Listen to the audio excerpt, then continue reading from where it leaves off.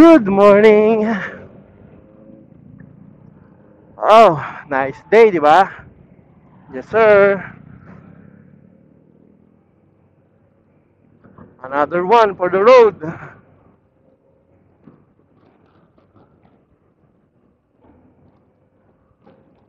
Yes.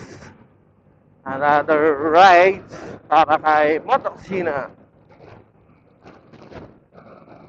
May pupuntahan tayo ang food trip.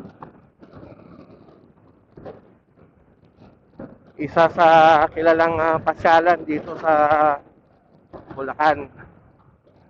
And we are with Bike Night Asia, of course. And yung team natin sa Philippine Air Force.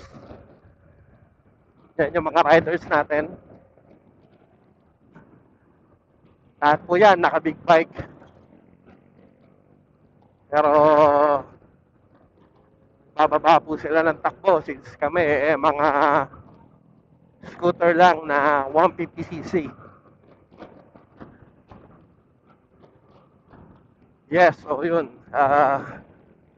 Ganda ng klima rito. Time check, it's 8 minutes before 7 a.m. Pero malamig yung klima. See? Oh, kita mo yan, oh. Big bike yan, pero nag-marshal sila.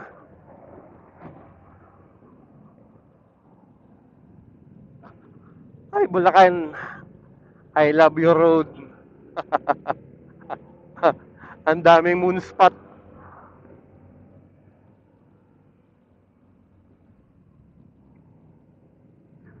Ang ganda ng sikat ng araw. It's a nice day to travel. Kasi pag pauwi na ng Maynila, anak ko po, pag panahong tag-ulan, grabe yung kalsada pa uwi. May part yan sa Valenzuela na congested kasi nga hindi mo madadaanan yung mga rotonda nila dahil sa mga baha. So, we're lucky enough na this day is a Sunday sunny day. Napakasarap.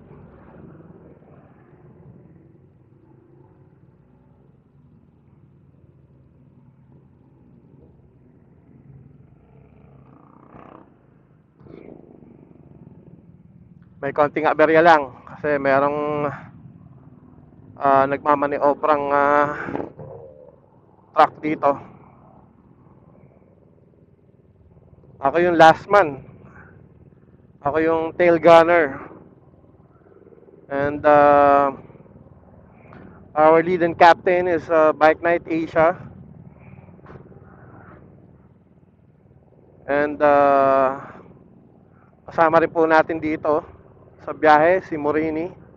Yes, Moto Morini. Ano kaya ina-expect nila doon? Bakit pupunta, I mean. Kasi mukhang masarap daw talaga pagkain doon. Basically, ayan o, shout out Philippine Air Force Motorcycle Club. Ano yan, galing pa yan sila ng Subic. The good thing about this is madali sila nakapunta dito sa meetup namin sa San Miguel, Bulacan, yung saan nagkita-kita kami sa pamosong lugar na Red Horse.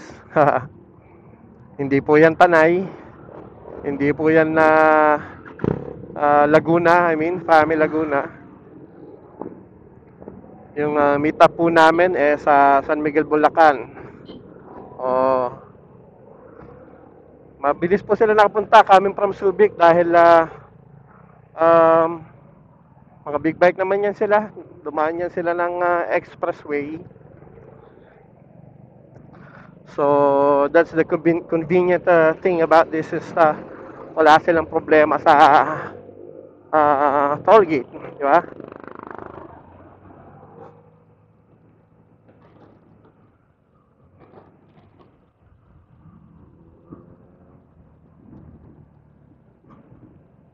I was lucky enough to be invited by Sir Jeff of Bike Night Asia. So, I guess, maitutulong ko mag-tail gunner sa convoy na to. Ah, dahil alam nyo naman, yung pupuntahan kainan, automatic yan. Kung saan may pagkain na masarap, andun si Moto Kusina. Yeah. That's every package. Rides, tapos food trip, of course. And I'm now actually experiencing the beautiful ambience of Bulacan. Grabe, oh. Ang lamig ng klima nila ngayon dito. Diba? 3 minuto na lang, mag-aalas 7 na ng umaga. Amazing. Ayan, oh. Napakaganda, ang sikat ng araw. Oh, hindi po yan pag. May nagsisiga po doon, sa kanan.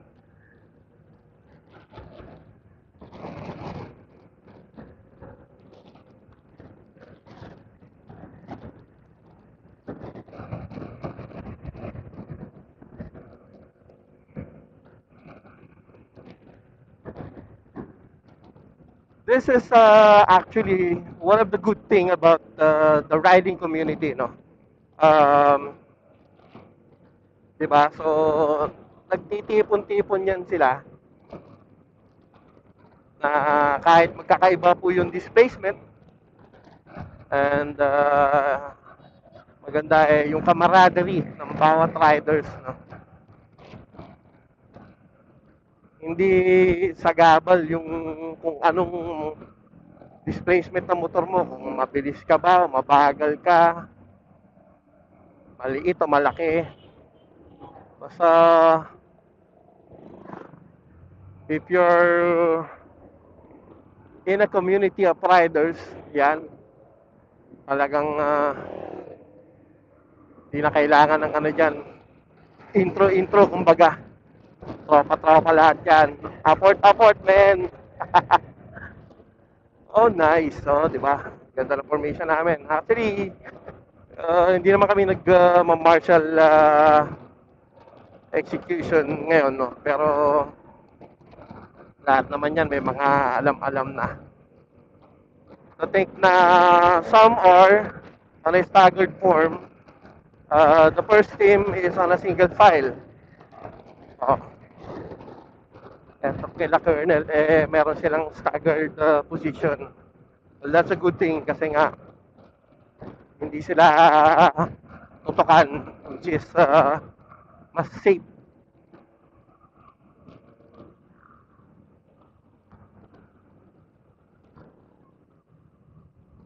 Ayun, oh, kala mo ulit pag may nagsisiga kasi. Siyempre, yan ang mga pamilyar na gawain ng mga taga dito. Mga nasa probinsya ka dahil marami pa silang puno. Mga nahuhulog na mga dahon-dahon, yung mga tuyo. Ayan, sinisiga nila yan. Napausukan yung mga puno para kung sakaling makabunga pa. Oh, so yan yung mga pamilya na makikita mo dito pag umaga. Yung kagaya niya, no? High-tech na si tatay. Naglolon mower ng grass cutter pala. Yan ang mga pamilyar mo makikita dito, yung umaga pa lang. Actually, tanghali na nga sa kanila to, alas 7. Nakapagwalis na yan mga yan. Nakapagkape na. Ayun, may mga natitira pa nagwawalis. O, di ba? Sabi sa inyo eh. Yung mga pamilyar dito. Kasi ano yan it's one of the form ng exercises ng mga lokal. Especially pag mga nasa probinsya ka. Gising na yan. Baka nga yung iba dyan, nakaluto na ng tanghalian. Ayan, kita mo si nanay, kumuha ng dahon ng malunggay. Masustansya yan. Napakaganda sa kalusugan. Pag pina-order mo pa yan, actually, moringa is one of, not the many, pero one of the, uh, kung i-consider mo sa, ano ba yan, yung pinakamarami na minerals na content. Lahat ng dahon niya, I think it's around 82 minerals, no? Kasi yung mga mas matingkad na dahon, tiyak na mas mainam sa katawan natin yan.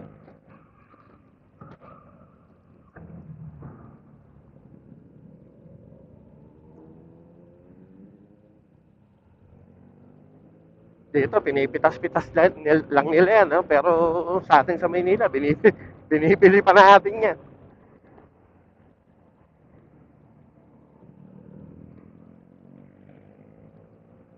Wow.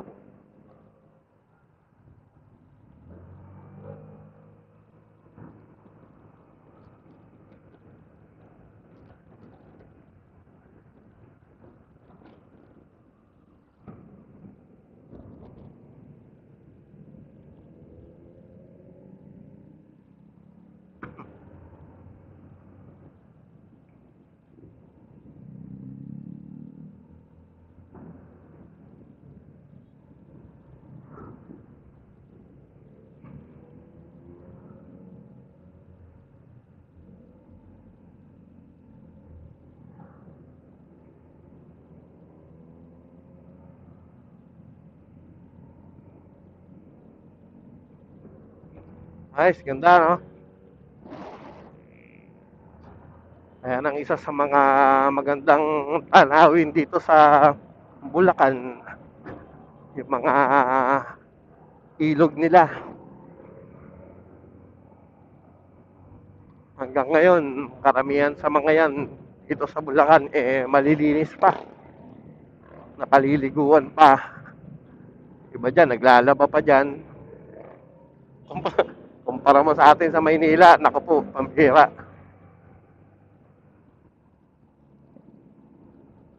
Pag lumublob ka, tiyak magkakasakit ka.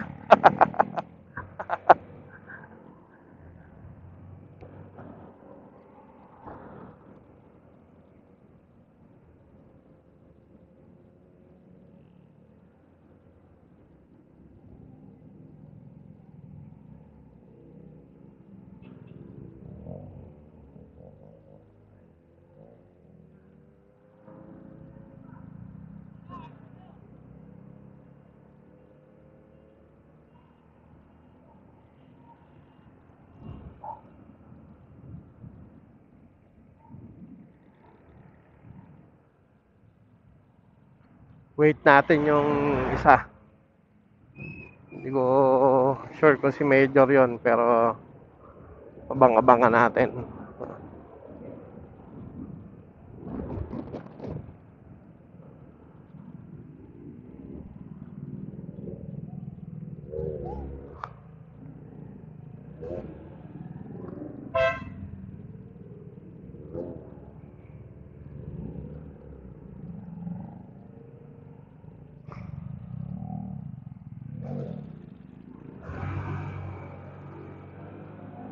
See, marunong sila.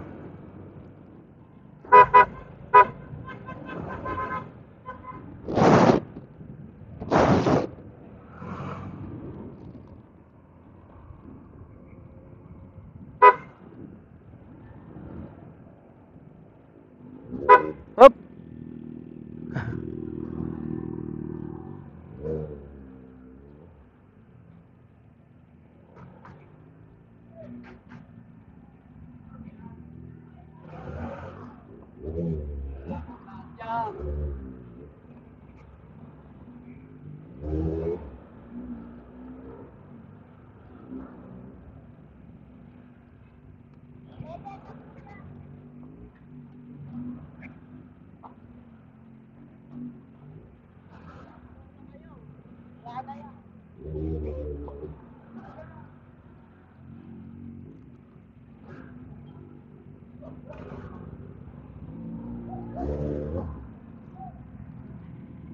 Cross point, doon tayo, sir. Wala na, okay na. Nasa dulo ka pala?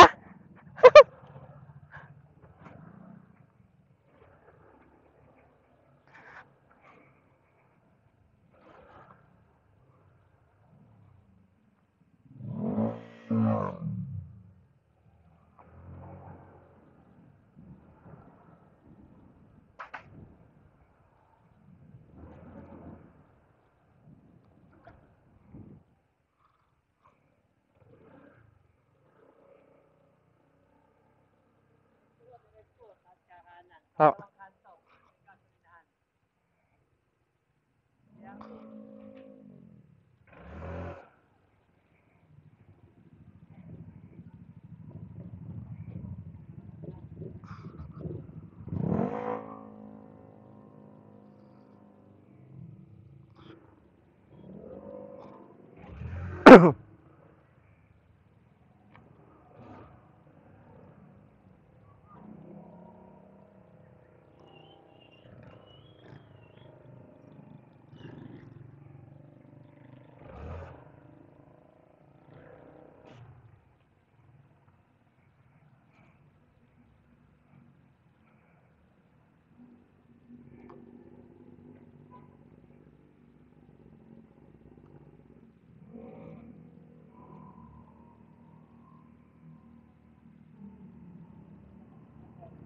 Pwede rin din.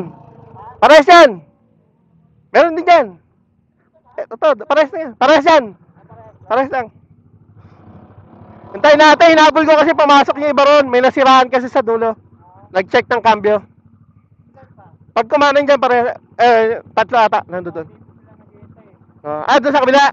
Pwede, doon na natin puntahan.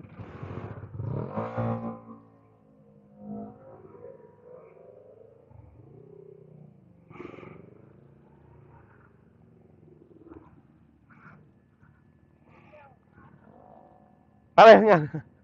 Andun na po yung iba kasama namin.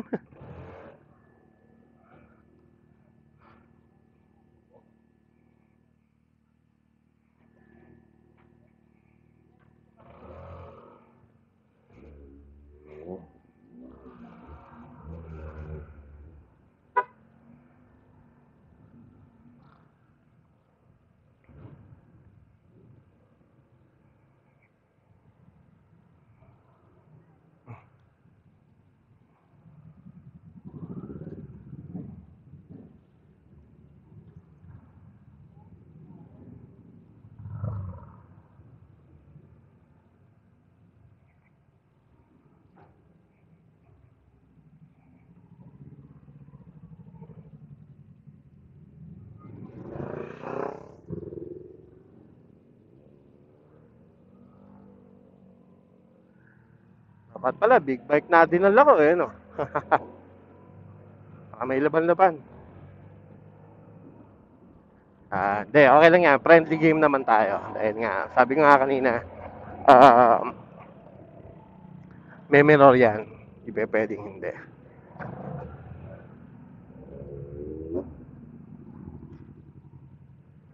What happened?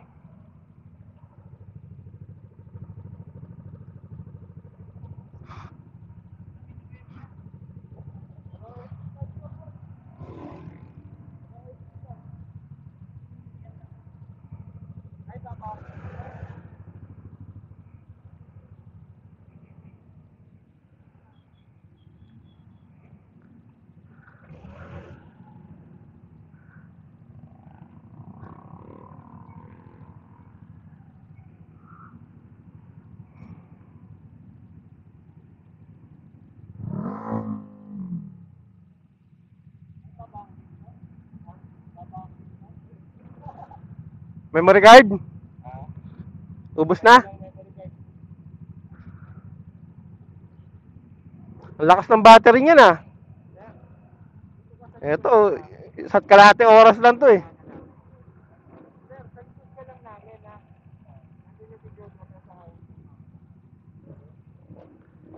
Tal, dito yung labas ng kanina. May tumigil kasi kaya tayo naantala.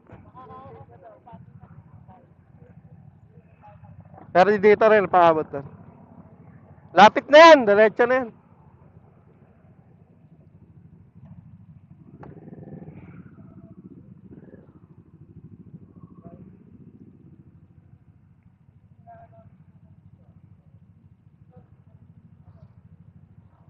Baliktad. Ay, baliktad ulit. Yan. Antok ba si Bit?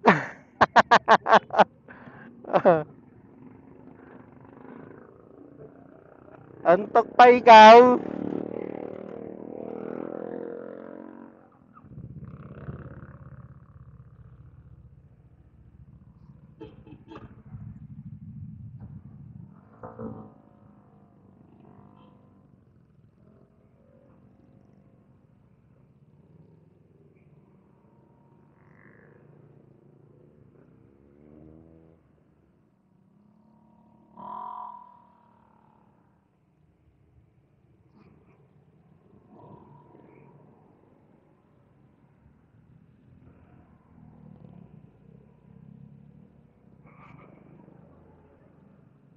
Si Colonel pala to.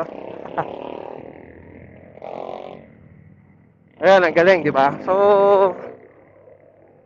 hindi naman siya basic ruling sa pagmamaneho para sa isang grupo. Kumbaga, yun yung mga tamang diskarte.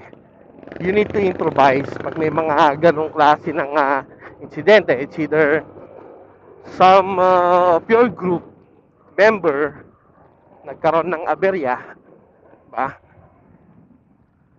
Person coming from your line need to stop.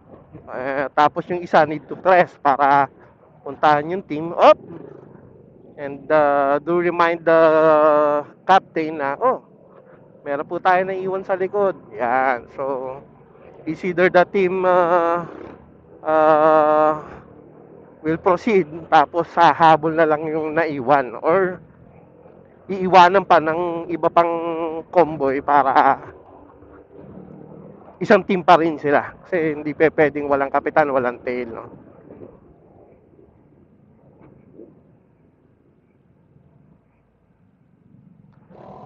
Had an apple, this is so sweet. Given a chance in yours, 'cause I can find my own way. Big there's tonight, there's no tomorrow. Leave it on the line, 'cause this time it's not too late. Change direction, your head's on. Leave it on the line.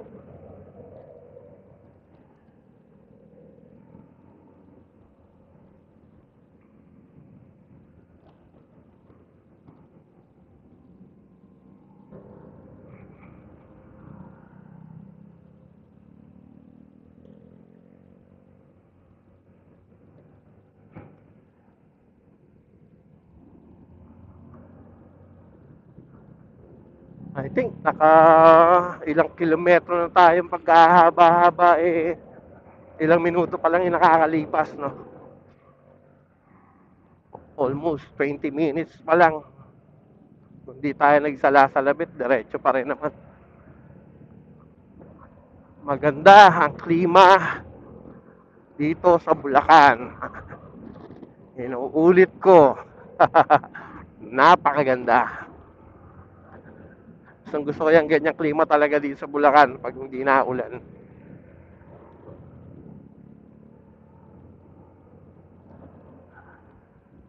Sunday feel.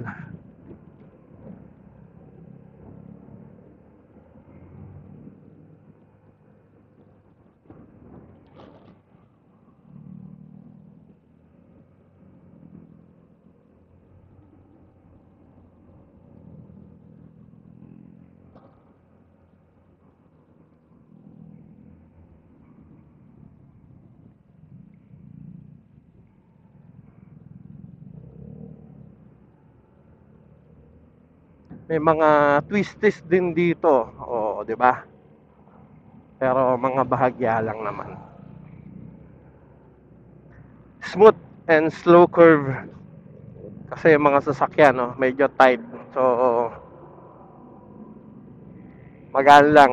Hindi ito yung mga kagaya sa Marilaki na napakalaki ng kalsada. Actually, malaki o maliit doon. Maraming bumabakbak. Pero here, Considering na province talaga yung kalsada, ito na yung wide nila. Maganda, maganda. Oh, may dog pa. Pasaway kang aso ka. Nakatawid pa siya. Ay nako, yan yung mga nakakatakot sa kalsada. Mga biglang tawid ng mga aso.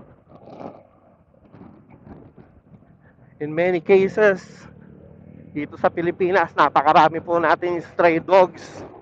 Sa mga province naman, hindi rin naman yan mga tinatali. So, ingat-ingat po tayo biyahe sa mga kalsadang kagaya niya na maraming aso. Pag nakita niyo siya sa malayo, better slow down.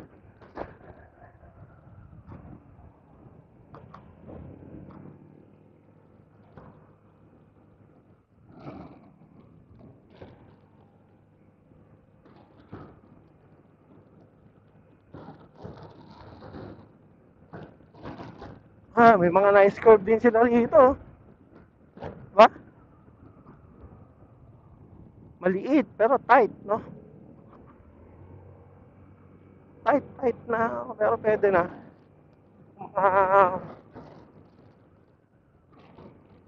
Slight curve na yan, dagdag gising din yan.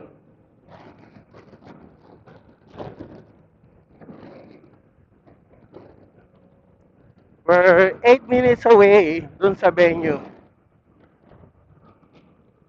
Medyo elevated na tong part na to. Ayun, tapos bababa uli. Ang ganda rin naman.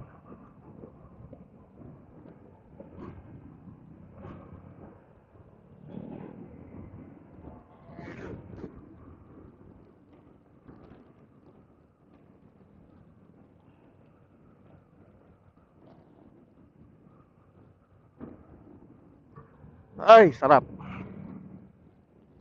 Yung simoy ng hangin. Simula dito, naamoy ko yung bagong sinaing nila. Ang bango. Parang may pandan pa ata yan, ah. Ginutom ako. Naku po, mukhang mapaparami kain ko na ito, ah.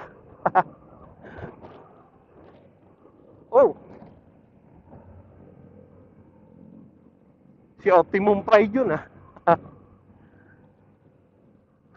Si Optimum Pride.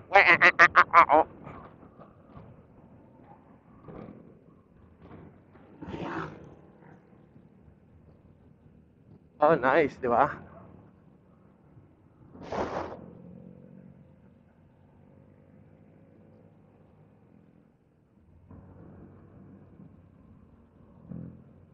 Mount Lawad Adventure Park. Silipin natin yan.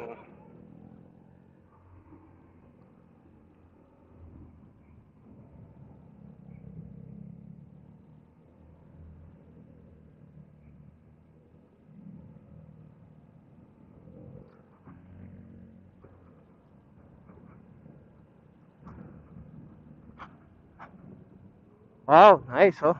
Nasisilip ko yung gandang tanawin, oh. Mountain peak. Maganda. Wow. It's a nice way to celebrate. Dahil si Moto Kusina ay 10,000 followers. Nakachamba po tayo. Madami na budol. Salamat po dun sa mga alam nyo na kung sino kayo. Sa mga naniniwala.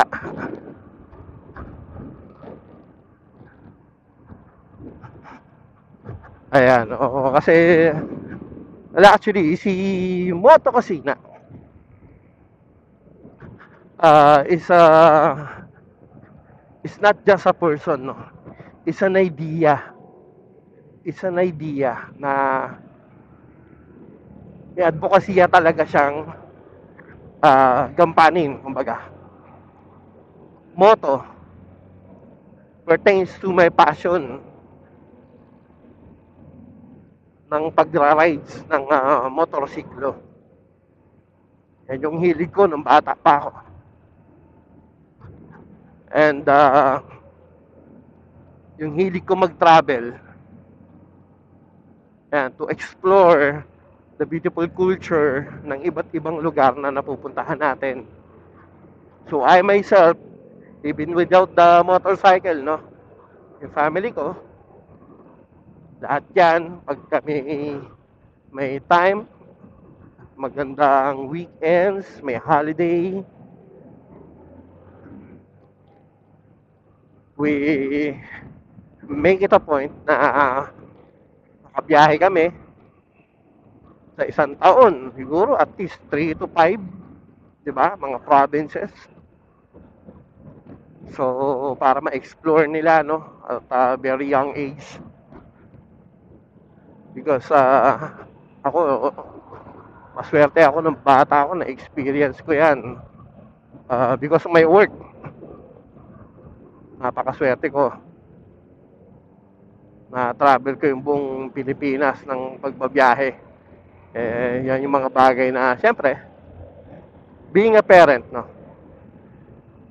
Yung mga bagay na gusto mo rin nila ma-experience, yung mga pag-travel sila, di ba? Yan yung mga bagay, mga memories ang hindi nila makakalimutan. May picture o wala, kasi yan, may ikikwento nila yan sa mga anak nila, kaibigan, o kahit sino pa man na na-experience nila. Oh, ito, nakapunta ako dito, masaya dito, maganda, di ba? Yun yung mga napakahusay na pagkakataon, hindi mo kayang bili ng pera.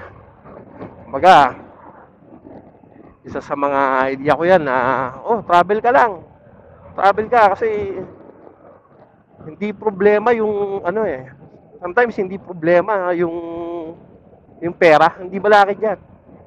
Ang problema mo, yung matanda ka na, kaya mo pa ba?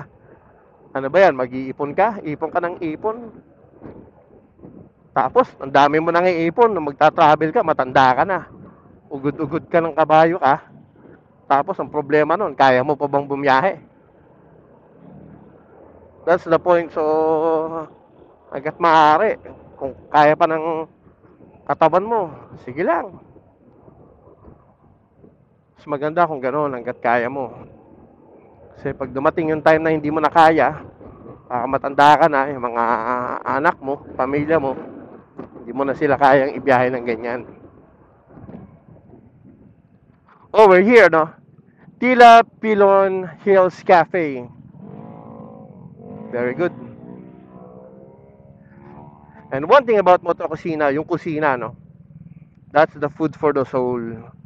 And literal na pagkain din. Ayan, yung target natin, yung pagkain. Dahil mahilig tayong mag-food trip, eto yung mga ina-enjoy natin. That's the privilege of having a motorcycle. You can travel anywhere, anytime you want. As long as you're capable of doing it, no?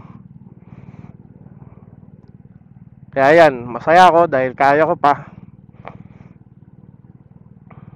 Napakaswerte ko, yung mga napupuntahan ko lugar, na-explore ko yung mga pagkain na meron sa kanila.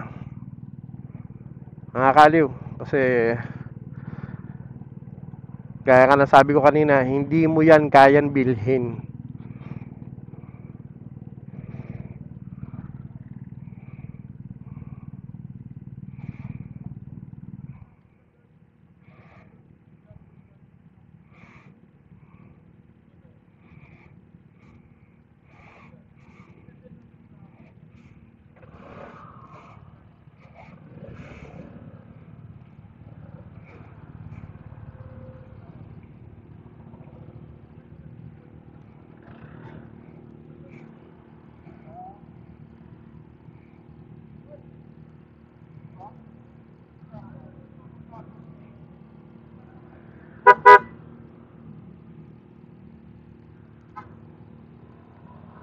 Ang dami suha, oh.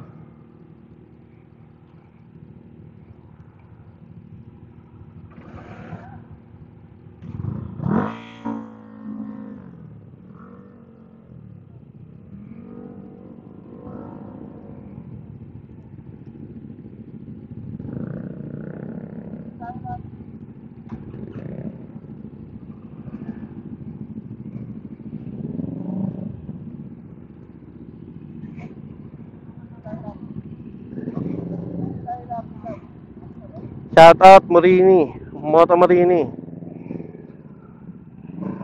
Shimizu 650cc.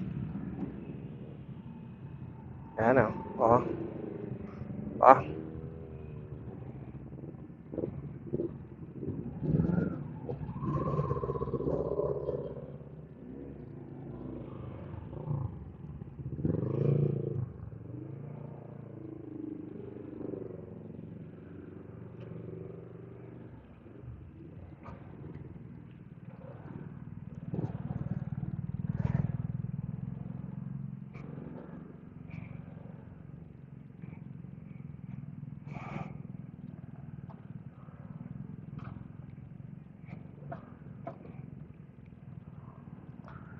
We're here, guys.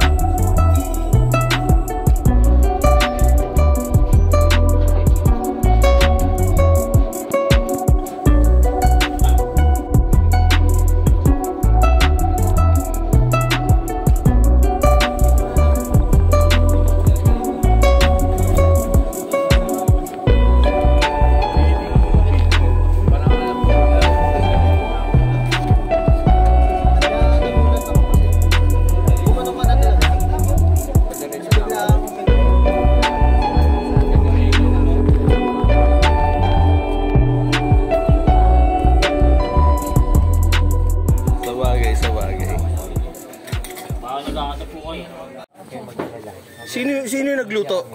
Si Ate Berna. Para ka nung Nung chicken kanina? Si Berna po. Si Ma'am Berna? Yes. Si Chef? Ba't ganun yung lasa ng chicken? Ano po? Masarap.